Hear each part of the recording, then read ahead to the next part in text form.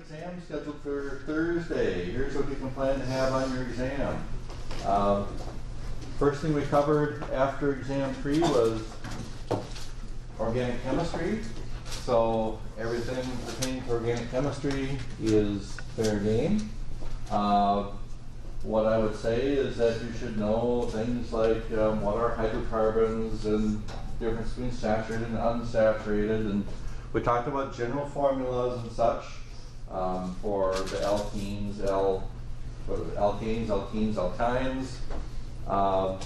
We did some IUPAC nomenclature. You should know how to name compounds, and you should be able to write out their structures given the name. We looked at functional groups and classified oxygen-containing compounds like alcohols, aldehydes, ketones, carboxylic acids, etc. So you should be able to do all those. And what I would say is we pass out a worksheet in here. If you can do that worksheet for the organic chemistry, you should be in pretty good shape. That's not the only thing that will be on there, but if you can do that, that should be a pretty good guidance. A lot of the problems and stuff that were on mastering chemistry, and at the end of the chapter we mentioned that those were a little bit more difficult than would be expected of you. For example, they did a lot of branched molecules and stuff for the alcohols, aldehydes, whatever else. The only thing we're doing branch stuff on is for the alkanes. So other than that, everything else is going to be straight chain type molecules. Then from there we went to Chapter 12. Chapter 12 dealt with electronegativity. That was actually a little pickup from Chapter 10, but we talked a bit about electronegativity and polarity of bonds and polarity of molecules. Wound up talking about intermolecular forces, and then things like phase changes and whether they were endothermic, exothermic, and such. From there, then we went into solutions. So we introduced a number of solution concepts a week ago today, and you should be able to define and work with all of those. We did some solubility curves and reading solubility curves. Today, we're going to be doing this handout on molarity and working with concentrations, so that's kind of where things wrap up. The only stuff that requires calculation on this exam is what the kind of stuff we're doing today. Other than that, no calculator stuff for this coming exam. Because we're approaching finals week and everything, and I got exams in every one of my classes this week, probably a little bit more multiple choice on this test than we've seen on the previous ones. And by a little bit more, it's more than 50%, it's not 100%, but definitely more than 50% multiple choice for this exam. So with that, any questions that you have?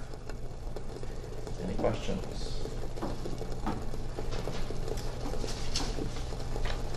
All right. There's a handout up here. If you came in late, you can come up and grab one. We also need calculators today. If you need a calculator, bring me some collateral, and I'll give you a calculator.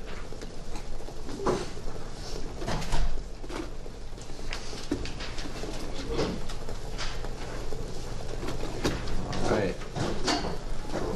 Well, we have some questions waiting for you as you came in today. And some of this is review, some of it is just to see what it is you already know coming in. So, first one, this pertains to last class. Salt is added to a saturated salt solution while keeping the temperature constant. The mixture is stirred and allowed to sit for several minutes, after which the added salt settles to the bottom. The aqueous solution is poured off the top, leaving the added salt behind. The aqueous solution that is poured off is now a saturated solution. So remember, saturated means it is full, right? If it's saturated, you can't put any more in. So simply adding salt like we did the other day, it doesn't dissolve. If you want to make it super saturated, what do we have to do to make it super saturated? What do we have to do to make it super saturated? We'd have to heat it up to a higher temperature, get the stuff to dissolve, and then cool it back down to that lower temperature, and then it would be a super saturated solution. All right, next up, which of the following units may be used to express the concentration of a solution? Select all of the answers that apply. We have a whole bunch of them here. These are ones you probably should write down because these are things that we are going to go through and talk about today. Cubic centimeters does not measure concentration. What does cubic centimeters measure? First one, volume. So cubic centimeters is a measure of volume. Milligrams per deciliter. This would be a concentration because we're expressing how much there is of one substance relative to another. Parts per million and parts per billion. These are two that are used to measure concentrations of solutions. What types of things do we measure in these units? Things that are super concentrated or super dilute? Super dilute. So maybe we're talking about the amount of lead or mercury in drinking water. We don't want a whole lot of lead or mercury in drinking water, so those are going to be in really small units. So we only want like 1 gram for every billion grams of water for lead. All right, kilograms measures what? Weight or more mass, right, mass. Milliliters measures volume, good. Proof. Proof is a unit of concentration, but it's a very specific thing that we measure. Anybody know what we measure in proof? Alcohol content. And the proof is equal to twice the percentage right here. So proof and percentage are related, that the proof is twice the percentage. And then molarity, this one here is one that we'll be working with today. Kilometers, of course, measures distance, and pounds measures weight. So you should know these concentration units. And proof, it makes me think I should demonstrate something. If we have time at the end of the hour, remind me, because you'll like this demonstration. I'll ask whoever's got the biggest denomination in here, and it's a fun little demo we'll do, but I forgot to bring it off here today. We'll see if we'll have time for it at the end. Okay, any questions on these? Okay, and then the next one is when salt is added to boiling water and the solution is returned to boil, the boiling point of the solution is blank, then the boiling point of pure water. And a quick check here is, most you say greater than, some say less than, some say the same as. This is one that we're going to demonstrate today. So I've had some water here boiling for a little while, and as we would suspect, the boiling point should be around 99 to 100 degrees Celsius. Remember, it usually doesn't boil at 100 degrees Celsius because of the atmospheric pressure, right? We sit up here in Coon Rapids a bit above sea level, and so rarely do we find the boiling point at 100 or above. So what I'm going to do here is I'm going to add some salt to this, and notice now how much I'm pouring in. I'm pouring in a goodly amount of salt. I'll mix this around here to get this salt to dissolve.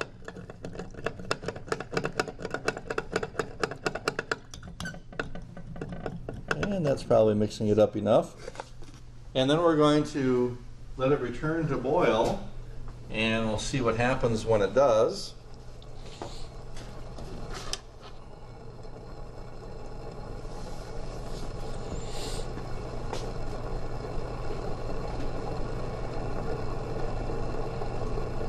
And I think we can already begin to tell what's happened to that boiling point. Has the boiling point gone up or down?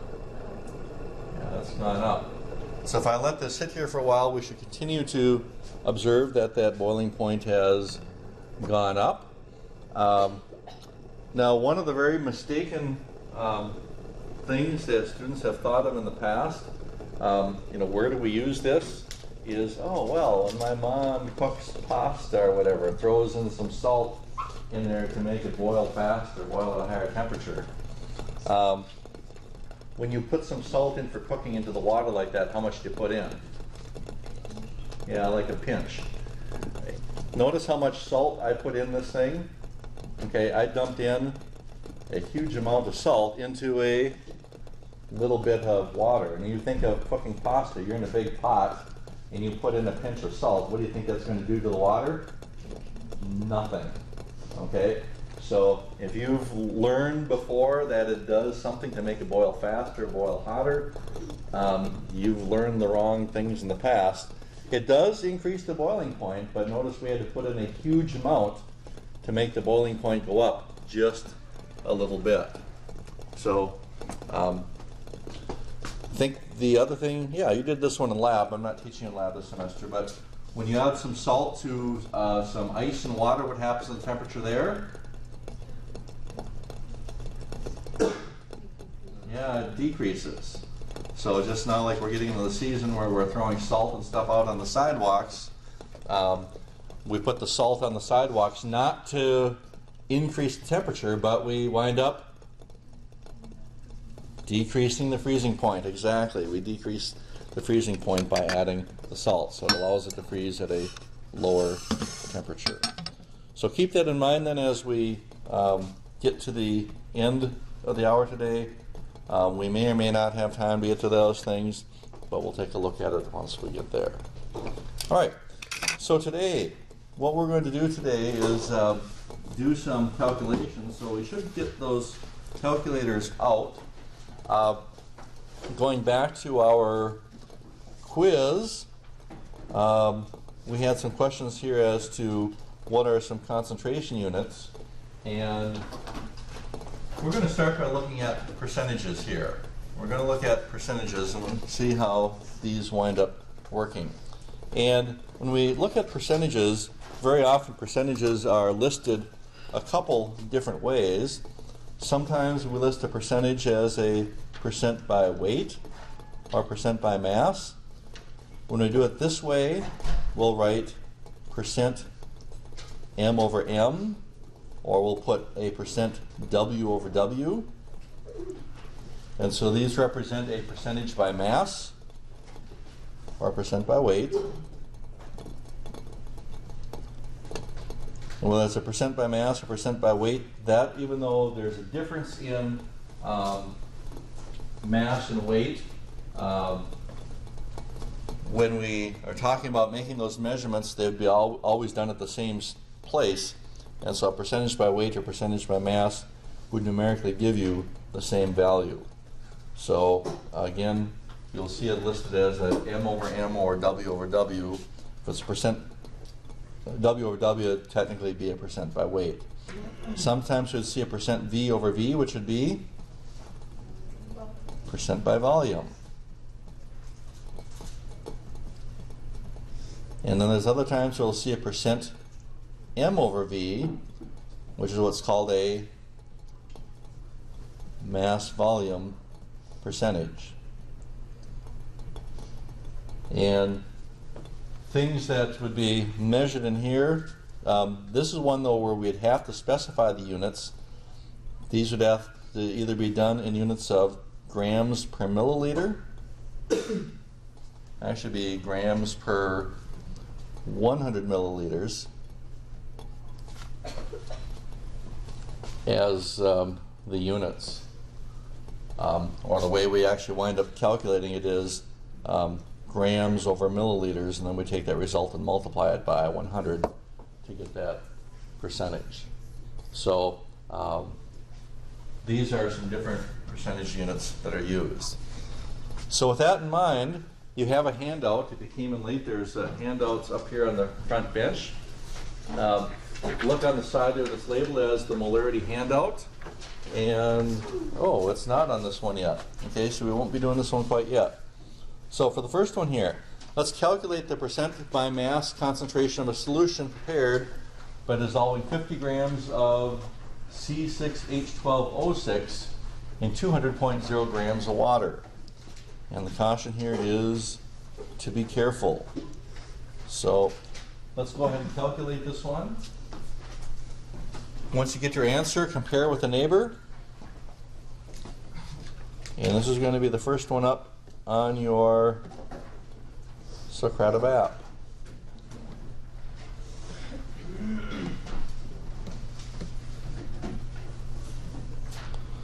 So what is the percent by mass concentration of a solution prepared by dissolving 50.0 grams of C6H12O6 in 200 grams of water?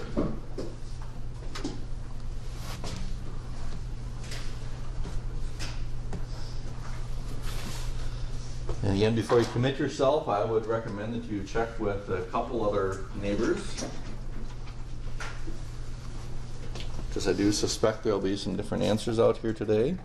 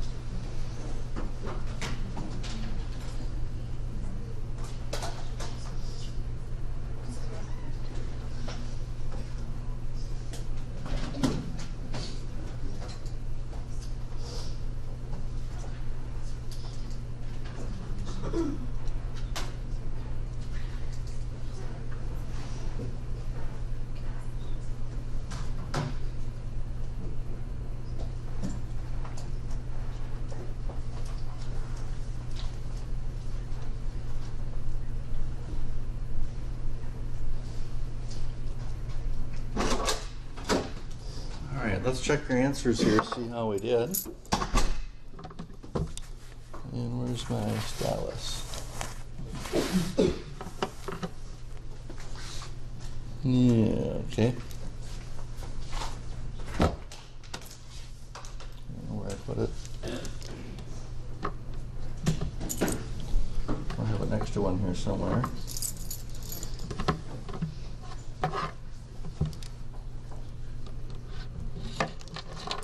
Try this. And correct answer. Wow. It's probably only one person got it right. Who are you? All right. Let's ask Lindy how to do it. So if you don't know how to do it, talk to her, turn to her. She'll get it and kind of spread out from there. So go ahead. Figure out how to get the right answer. I would expect people visit with her.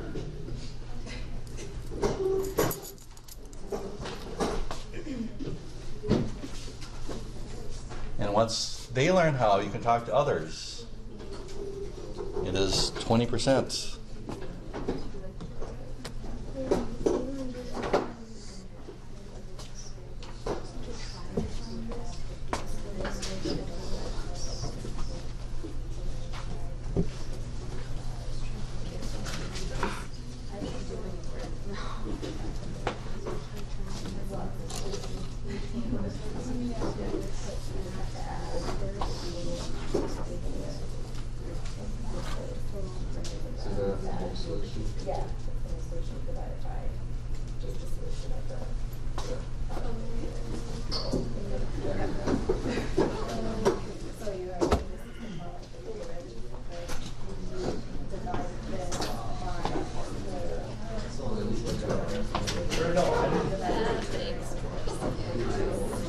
Okay.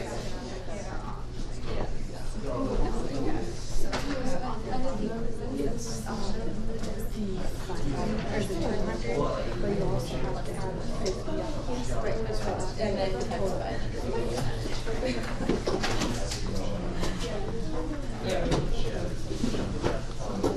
All right, I'll give you about 15 seconds, because now I'm sure you know what you did wrong. Because how do we calculate percentages in general? Always. Part over the whole. And what is the whole? 250, right. So we take 50 grams, we divide it by 250 grams, multiply by 100. Nice job. Way to go.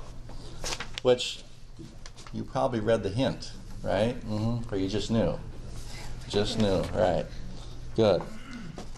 All right, next up. And by the way, the way that we'd label that would be 20.0%. Let's see, 3 sig figs. And then it would be M over M to indicate that it's a percentage by mass. Then we put C6H12O6. Which, by the way, what is C6H12O6? Glucose, right, that's glucose. That's glucose. Okay, next up, we'd like to know what is the volume of isopropyl alcohol found in a 1 pint bottle of rubbing alcohol that is 70.0% isopropyl alcohol. Well, now percentages always work the same way. If, for example, I know that a lot of people are probably shopping on Black Friday and Cyber Monday. If you did, and you saw something listed as a 25% discount, I mean, I know you can make the computer do it, but if you want a 25% discount on a pair of shoes or a new phone or whatever, how do you take 25% of the total amount?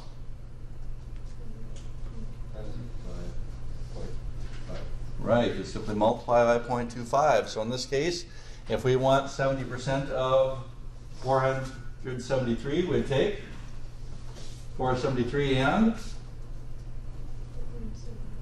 multiply it by 0.70. So at this point, we'd take that 473 again, we'd multiply it by the 0.70 in this case, multiply that through, my calculator here is somewhere, here we go.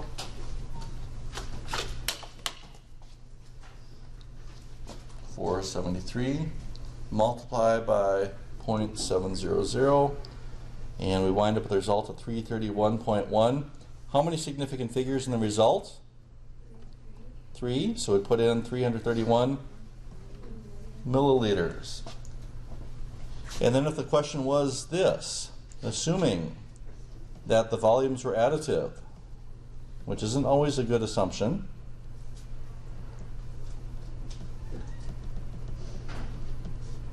we had then asked what volume of water would be added, or what is the volume of the water?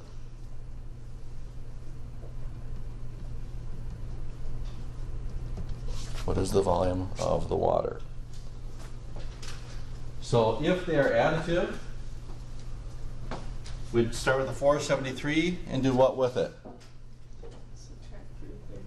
Subtract the 331, and when we do that, we'd wind up with 142 milliliters of H2O. So percentages here are very easy to work with. These are things that you should have been working with all along. The thing you need to remember here, like many of you did forget, is that we are dividing by the whole when we calculate those percentages. So again, please remember very carefully, divide by the whole. Now what we're going to be doing here, probably for close to the rest of the hour, is working with the concept called molarity. And we define the molarity like this. And if you've had lab already, I think you've probably done this lab, haven't you? You did dilutions yesterday? Okay, so you're actually a little bit ahead of the rest of the class, but let's say that molarity is the moles of solute per liter of solution.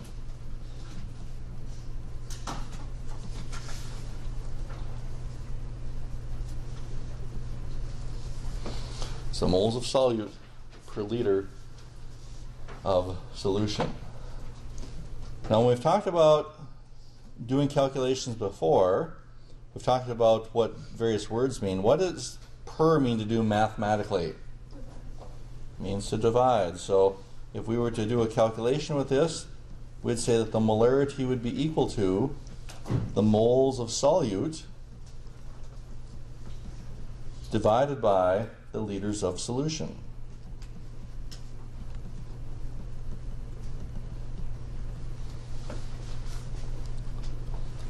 And of course, it would be cumbersome to write all of this out all of the time. So what we do is we abbreviate molarity with a capital M.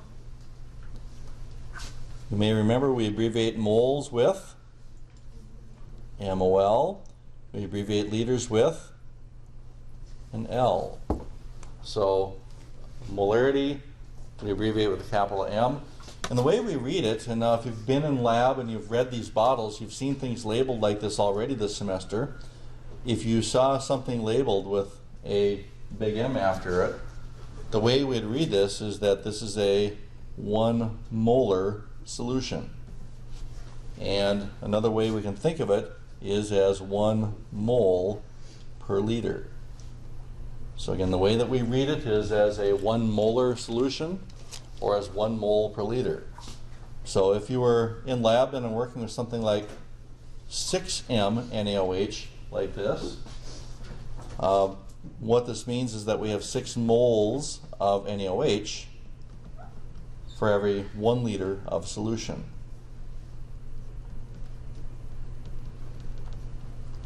Is the way that that would be interpreted. And the reason why chemists do this is that if you think back to when we were dealing with stoichiometry in here, you were trying to figure out how much one substance reacts with another. We had to have a way to count particles. And so the way that we count particles is to talk about the number of moles there are of those particles, or moles of that substance there are for every 1 liter of solution, because the liter is something we can wind up measuring. So if we take it that way, we can then look at our next problem here, and I think now this is where we'll get into our packet, or the handout here it is. So the first one on here reads, what is the molarity of 2.0 liters of solution that contains 62.6 grams of magnesium nitrate? So we'd like to know what is the molarity of that solution. So to do this one now, we write out our formula for finding molarity. We remember that molarity is equal to moles over liters. This is what we want to wind up with for the units. And we then look at what's given in the problem. Which one of these items do we already have? Liters. And where is that going to go in this calculation? On the bottom. So we put in the 2.50 liters here. What we don't have is the number of moles, but where can we get the number of moles? Yeah, we can get it from the periodic table by taking and converting the number of grams and converting it over to moles. So let's go ahead and do that. Let's start with the 62.6 grams of magnesium nitrate. And let's convert this over to moles of magnesium nitrate. So we need to go back to the periodic table to do that. I'll go ahead and pull out my periodic table right here. So what is it we need to calculate? Why are we pulling out the periodic table? The molar masses, right. So we look at the molar masses. How many magnesiums do we need? 1. How many nitrogens do we need? 2. And how many oxygens do we need? 6. All right, so one magnesium at 24.31. Then we're going to add to that 2 nitrogens at 14.01. We'll add to that 6 oxygens at 16.00. And I'm winding up with 148.33. 148.33. All right, now the question is, where does that 148.33 go in? On the bottom. 148.33, and that label would be grams of magnesium nitrate for every 1 mole of magnesium nitrate. Once again, we put it in here so the units wind up canceling each other out. Then if we want to calculate this, we'll take the 62.6. We will divide it by 148.33. And we wind up with 0.4220, though really only 3 significant figures. It's always good to carry along an extra digit to avoid rounding errors.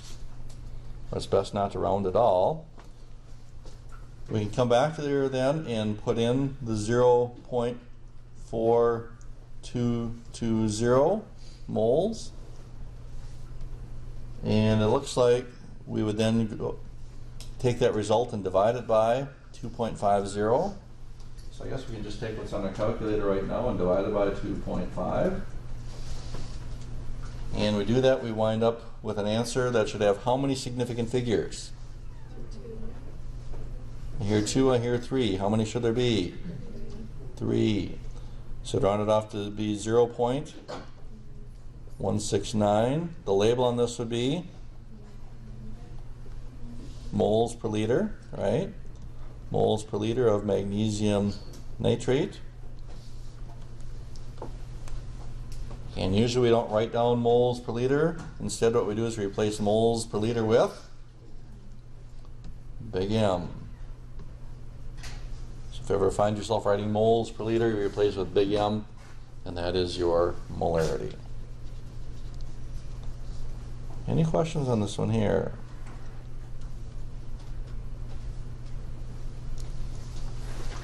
All right, let's do the next one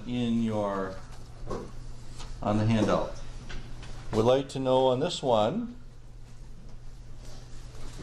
what mass of magnesium nitrate is needed to prepare 250 milliliters of 0.200 molar magnesium nitrate.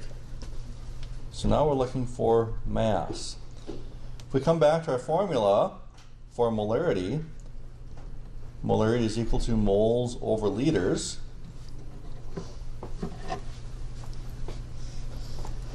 And as you look at these, mass is not one of them that's in here, but mass can be pulled out of which one? Out of moles. If we find moles, then we should be able to take moles and convert it over to grams. So we need to take this equation here and rearrange it for moles. So to rearrange it for moles, we have to get moles by itself. To get moles by itself, we'd multiply each side by liters. We multiply each side by liters. Liters here cancels out. That tells us that we're going to take the number of liters and multiply it by the molarity. Of course, now we don't have the number of liters up here. We have the number of milliliters.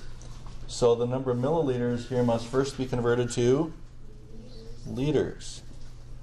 So let's do that quickly. We have 250.0 milliliters. And what is the relationship between liters and milliliters? 1,000 milliliters for every 1 liter. And when we do that, these cancel out. And tells us we'd have 0.250 liters as the volume. So we can go ahead and substitute in the 0.250 liters. And then we're going to multiply this by the molarity.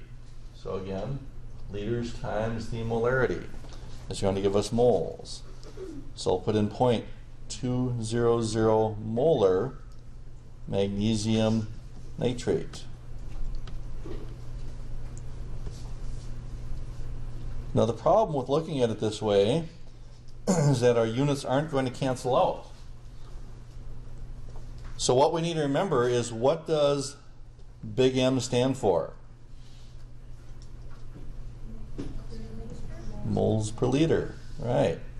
And so if big M stands for moles per liter, that means we can remove the big M out of here and replace it with moles per liter. And once we do that, then what we see happens is that the units of liters wind up canceling each other out. Well, at this point now we have moles of magnesium nitrate. We're not looking for moles though, we're looking for mass, which should be measured in units of grams. So how do we go from moles over to grams?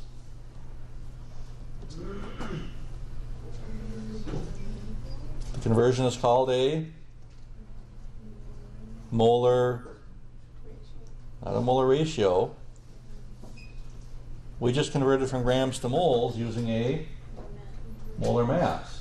Likewise, we can also convert from moles to grams using a molar mass. So we come back here, we need the molar mass of magnesium nitrate. We already calculated that. It was 148.33. Where do we put the 148.33? On the top. It's 148.33. The label would be grams of magnesium nitrate.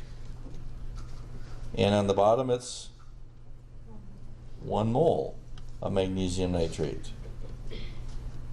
So again, we put it this way, so we wind up getting the units to cancel out. The moles of magnesium nitrate cancel out with moles of magnesium nitrate. At this point then, this is set up to give us our answer in units of grams. So we'll go ahead and multiply this through. We'll take 0.25.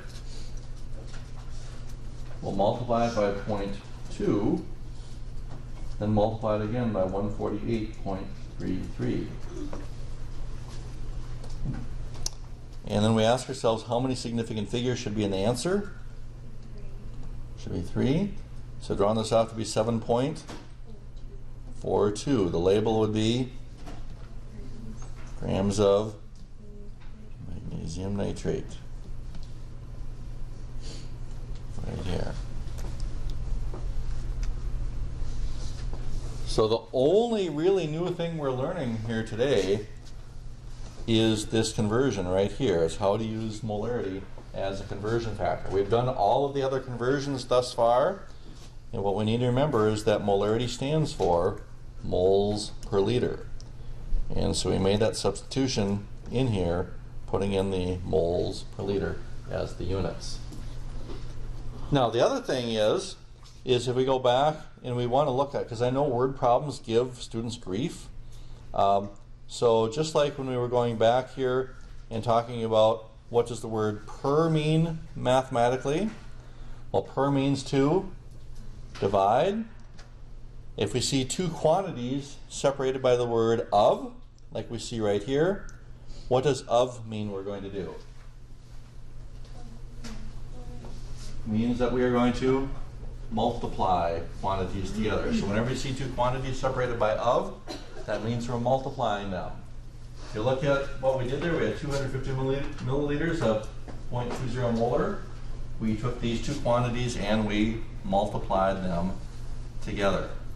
Now of course, we did have to make sure that the units would cancel, so in order for them to cancel, we had to first convert milliliters over to liters, and we had to represent molarity as moles per liter. But again, we were still multiplying them together. We just had to represent them in the correct units so we could show how they canceled each other out. Okay, any questions on this one here? Okay, next up. says describe how this solution would be prepared. So in other words, we want to make this solution right here. How would we make this?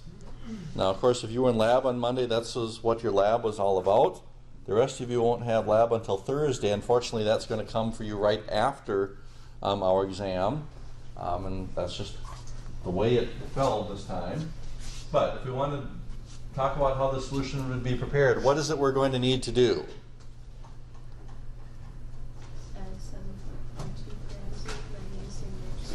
Right, we need to weigh out the 7.42 grams of magnesium nitrate. So weigh out the 7.42 grams of magnesium nitrate. And then you said add it, right? And then we're going to add the magnesium nitrate to what?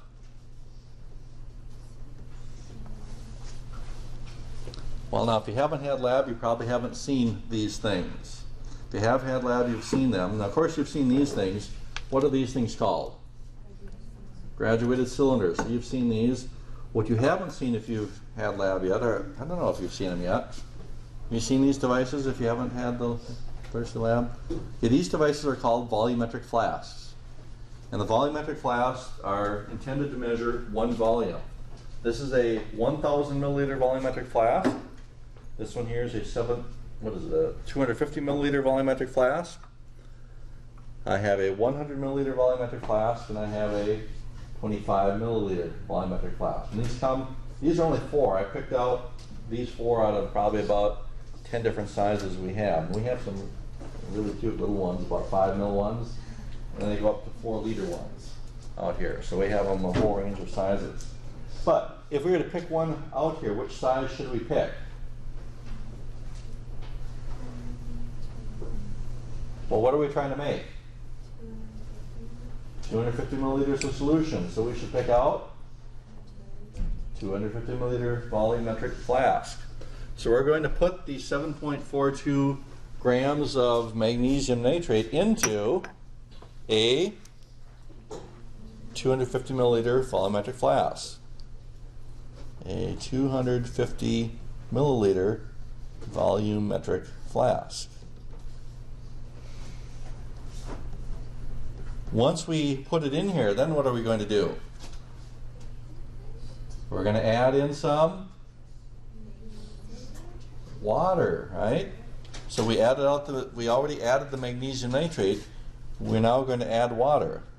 We're not going to fill it all the way, but we're going to add water, and then we are going to mix it to dissolve. And once we mix it to dissolve, then the volumetric flask has on it one line. And in the case of the 250, that line is right here. The line on the volumetric flask is always on the neck. So it's a line that's been etched in around there. So we fill it up so the bottom of the meniscus is on that line, and then we mix thoroughly. So again, we add water to the line.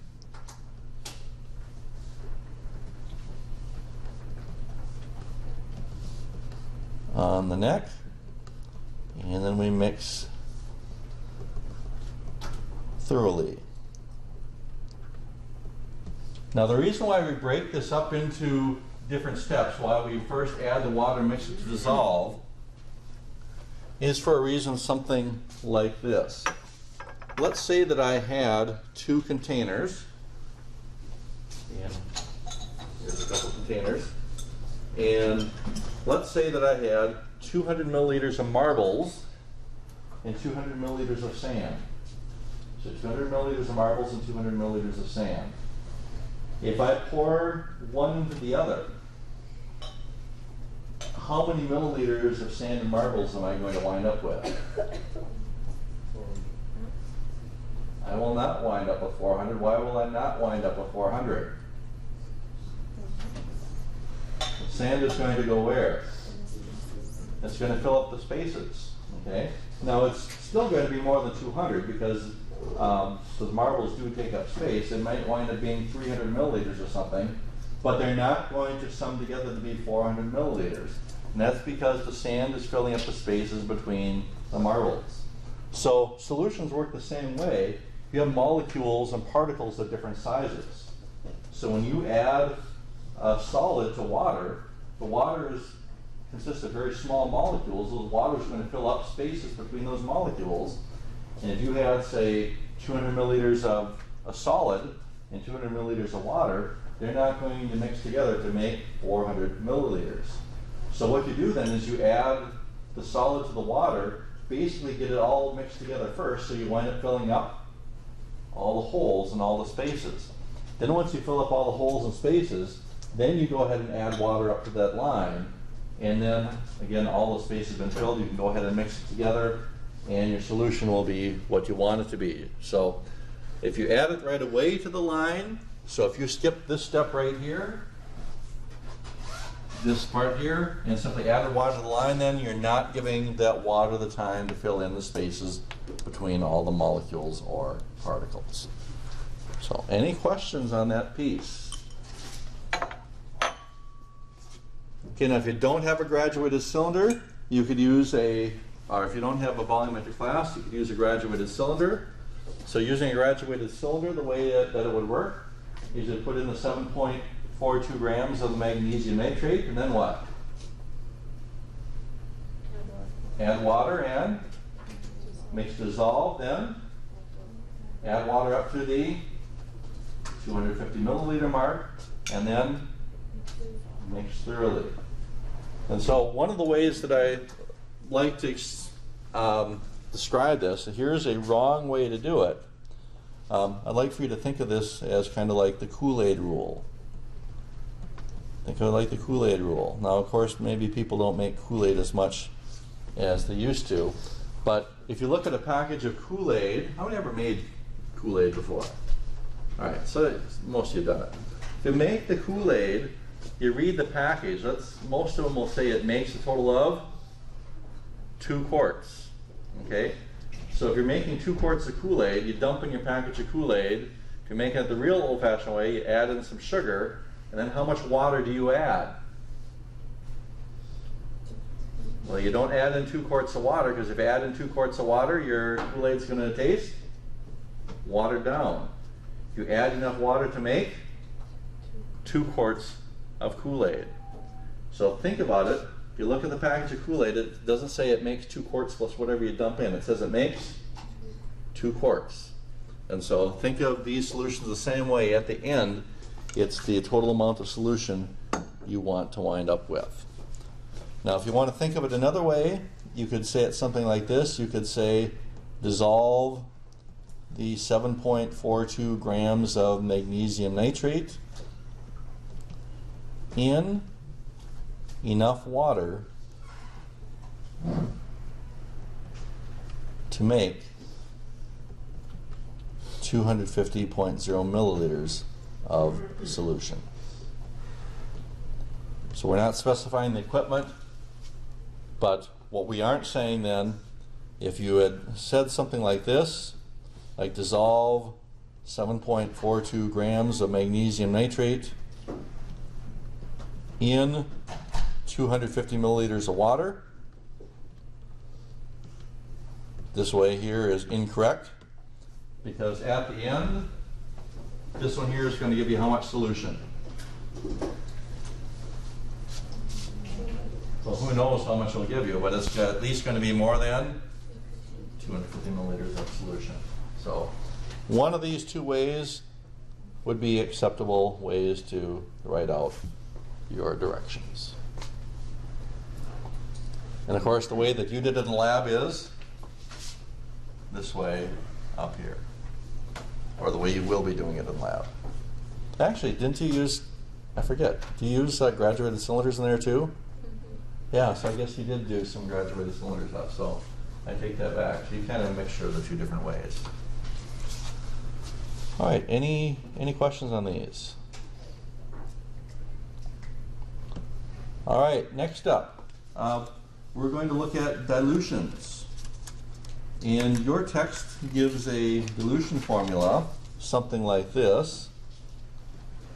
It'll give a dilution formula as M1V1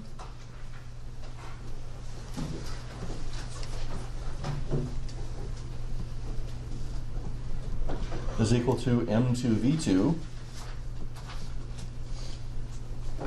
And again, this is often referred to as the dilution formula. Now, I like to do this a little bit more generically. It doesn't have to be with molarity. I would represent it like this: C1V1 equals C2V2. A subscript of 1 stands for before dilution, and a subscript of 2 stands for after dilution. And in this formula, M stands for molarity. And if we're using this version here, C would stand for concentration. Now, not all concentration units will work, but as long as it's a volume-based concentration, will work. The volumes here, these can be any units, as long as the units on the two sides are the same. So you can't mix up liters and milliliters. You'd have to either use liters and liters, or milliliters and milliliters, or quarts and quarts, basically any volume unit that you might think of. So with that in mind, we come back to the problems here on the handout. And the first one reads, what is the concentration of a solution prepared by diluting 10.00 milliliters of a 20.0 mass volume glucose solution to a final volume of 200 milliliters? So this one is one that would probably make more sense to use our more generalized dilution formula. C1V1 is equal to C2V2.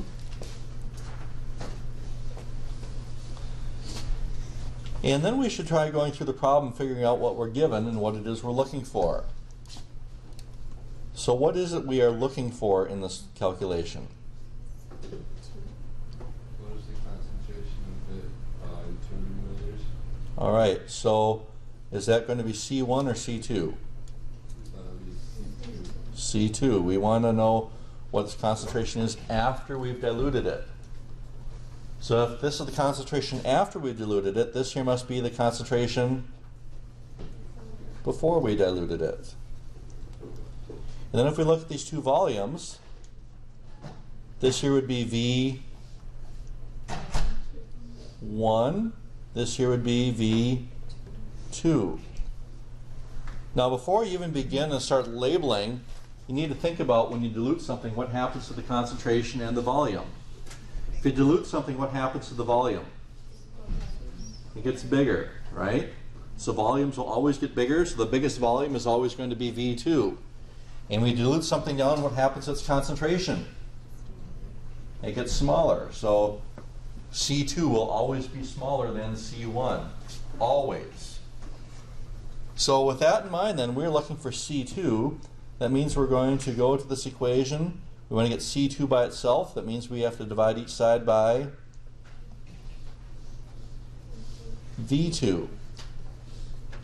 So if we divide each side by V2, that tells us that C2 will be equal to C1 times V1 all over V2.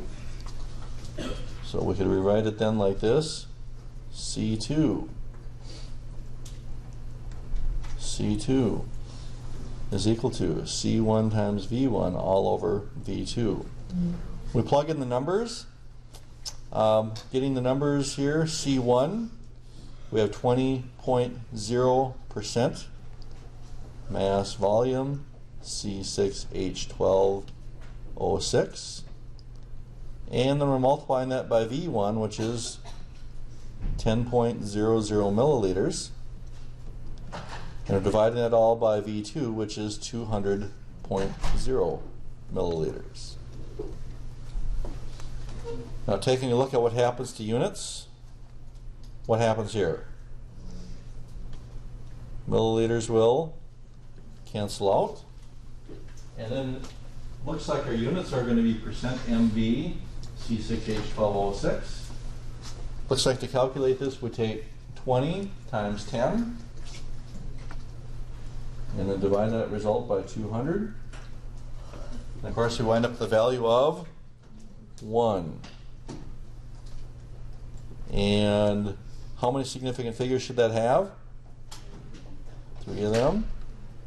And then the rest of the labels will remain the same. It's MV C6H12O6 as the concentration.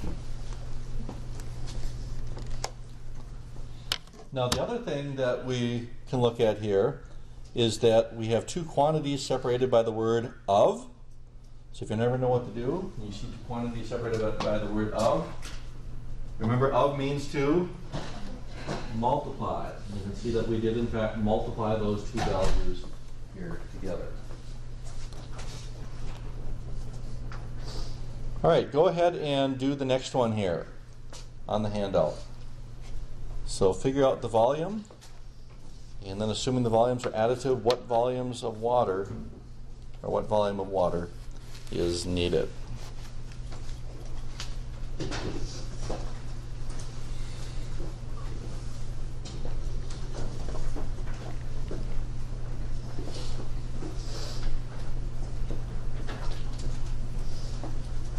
So remember, before you begin, try to identify your C1, your C2, your B1, B2. Figure out which one it is you're looking for.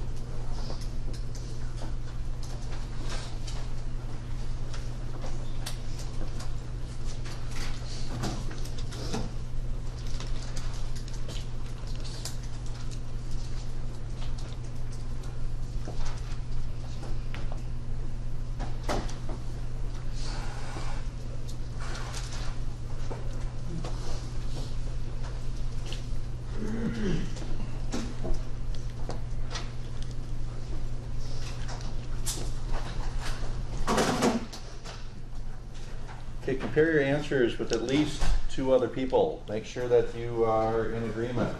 Make sure you are in agreement. And express it in milliliters. It's not specified, but put your answer in milliliters.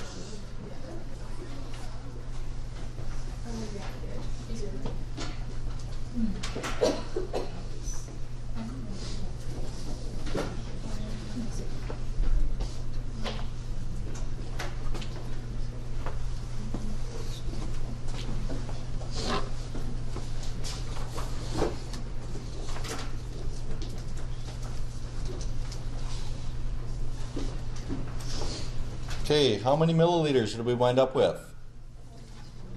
42, good. So 42 milliliters of the 6.0 molar K2CO3 for the first answer, and then the second answer would have been 400 and how many? 58 milliliters of water would be needed. And where does the 458 come from?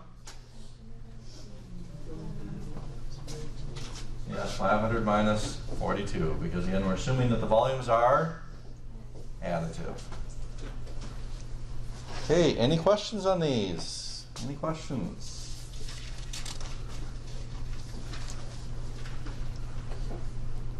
Okay, the last one that we are going to look at here today then is something called colligative properties.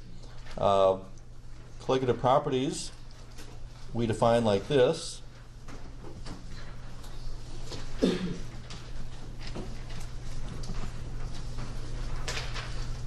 We say that colligative properties are properties of solutions. These are properties of solutions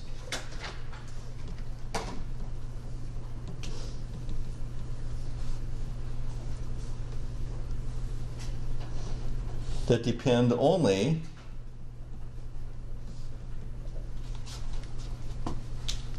on the concentration of solute particles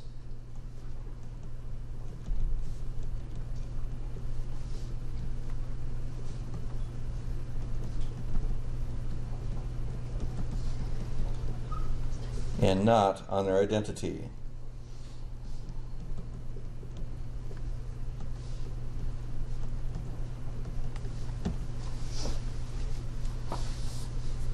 So these are properties of solution that depend only on the concentration of solute particles and not on their identity. Now, one of these was one of them that you did in lab earlier this semester when you were working with the salt and sugar and, I forget, ice melt, I think, and you were mixing them with the ice and water.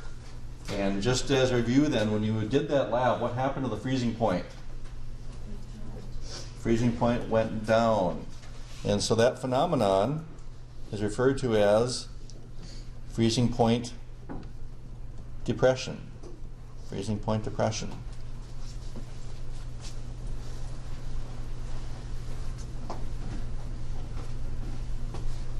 And so you might remember when you did the lab, it didn't matter whether you added some salt to the ice and water mixture, or whether you added sugar to the ice and water mixture, whether you added ice melt to the salt and water mixture, or salt, the ice and water mixture. In all cases, the temperature went down.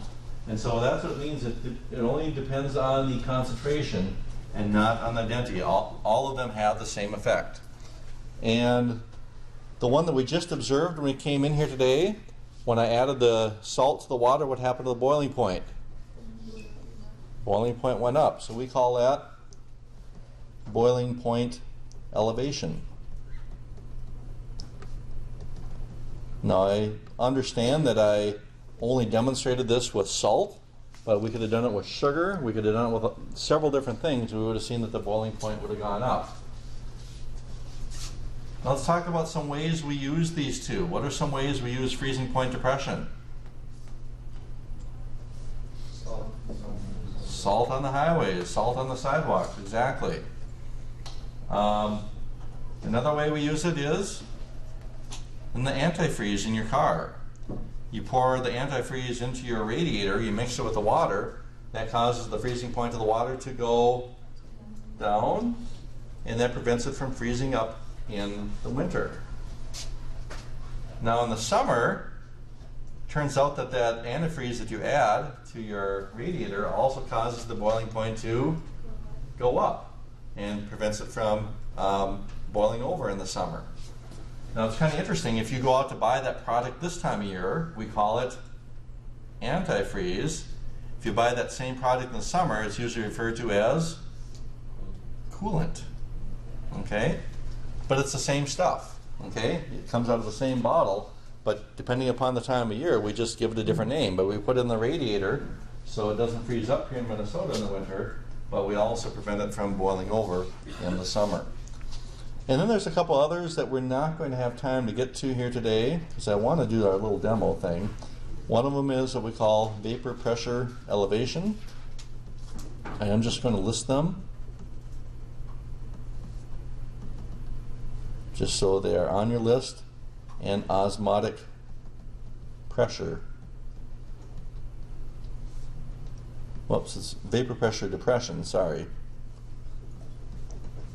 Vapor pressure depression and osmotic pressure elevation.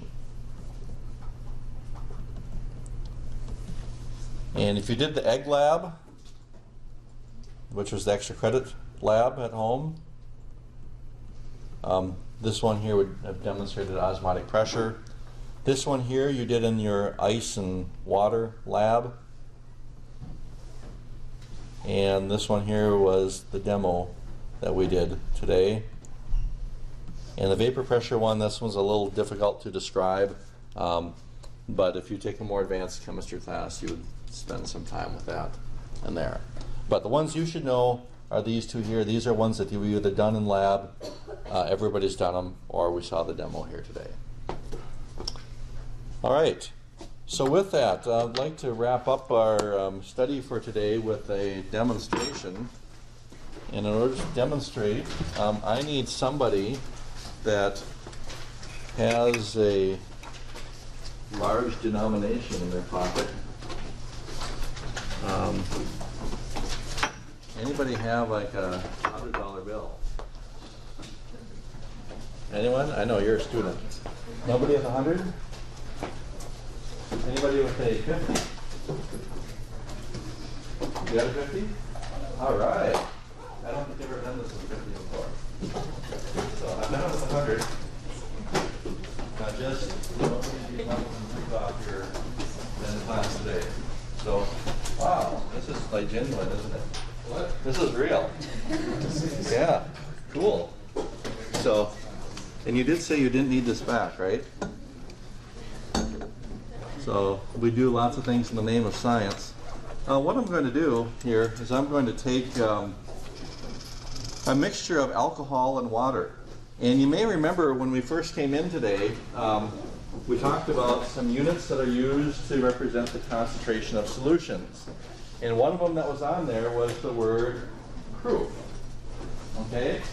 Now, anybody have any idea where proof came from and why we talked about, say, 100 proof alcohol, why that is twice the percentage? Anybody know the origin of that term? Okay? Well, it came from the days of the bootleggers.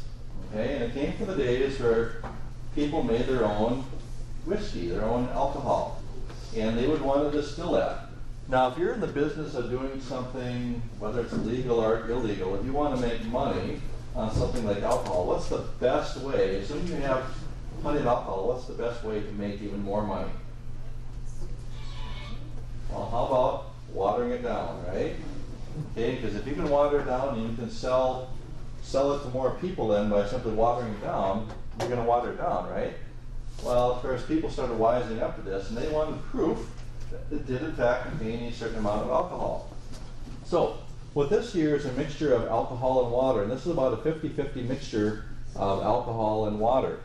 And what I'm going to do with this now is I'm going to put this alcohol-water mixture into this beaker, and I'm going to take, I need to make sure this works though here first of all. Now you said you didn't need it back, right? Okay. All right, that works. All right, good. So we're going to take that bill and we are going to place it into this mixture of alcohol and water. And of course, we need to turn the lights down. We need a little effect here, right? So we'll turn these lights down just a bit, leave a little bit on. And now you're sure this is real, right? What? This is real, right? Yeah. Okay, good. So we'll just go ahead and soak it here in the alcohol and water mixture. I want to make sure I get it off my hand. And then we will go ahead and put this back here. Pull this out.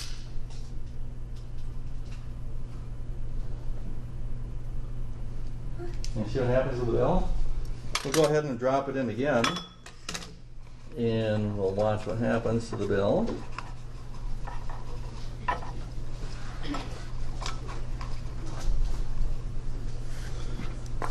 And we'll hold it up here.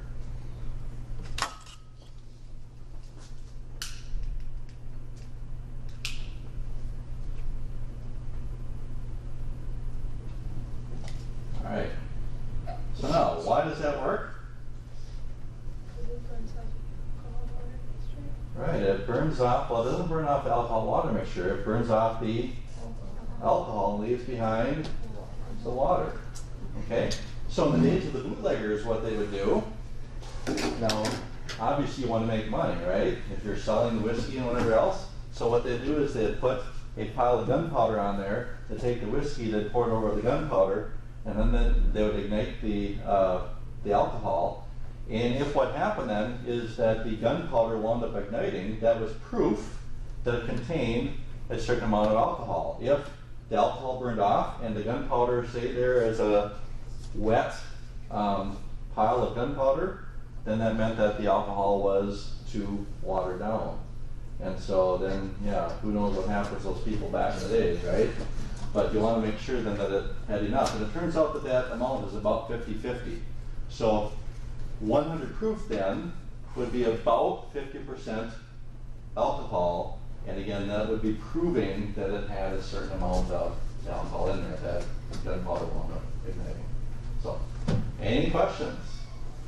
Great party trick if you want to try this out. Press your Chem trick. All right, thanks for doing science. Remember that we do have a test in here on Thursday. See you later.